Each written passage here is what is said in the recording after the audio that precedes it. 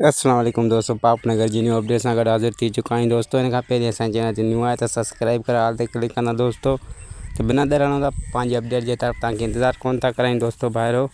जी दोस्तों, तव्हां ॾिठो त राबेल जो जेको रिश्तो आहे त पको थी वियो आहे मल्हार सां। ऐं हू ॿई जेकी जोड़ी आहे ॾाढा ख़ुशि आहिनि। ख़ासि तौर ते मल्हार त ख़ुशीअ में मापे ई न पियो। ऐं ख़ासि तौर ते जेका मल्हार ऐं सारंगी जी अण बण थिए थी दोस्तों, त इहा इन तां थी थिए त मल्हार कमाए न पियो दोस्तों। ऐं जेको आहे त सारंग जेको मल्हार जो घर बि हलाए रहियो आहे। ऐं मल्हार जी भेण जो उहो वर थियण वारो आहे दोस्तों। त इन जे करे त उहो पंहिंजो पीउ मल्हार खे सम्झाए रहियो हुयो त तूं अगरि न कमाईंदे त छोकिरी राबेल जॾहिं हिन घर में कुंवार थी ईंदी त उहो छा मिटी खाईंदी। त हुन ते मल्हार चयो त ठीकु आहे, जेकॾहिं शादी मुंहिंजी करायो था त मां कमाइण जो ज़िमो खणां थो।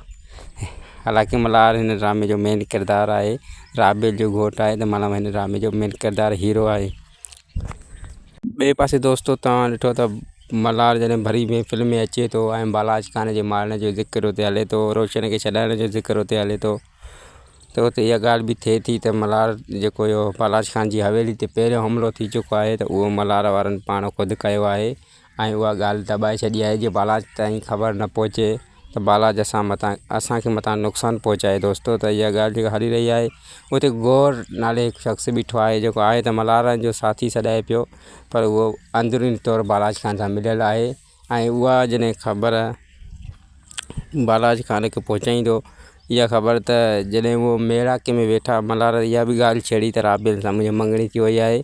त इहा ॻाल्हि गौर ॿुधी आहे ऐं दोस्तों इहा ॻाल्हि वञी बालाज खान ताईं पहुचंदी।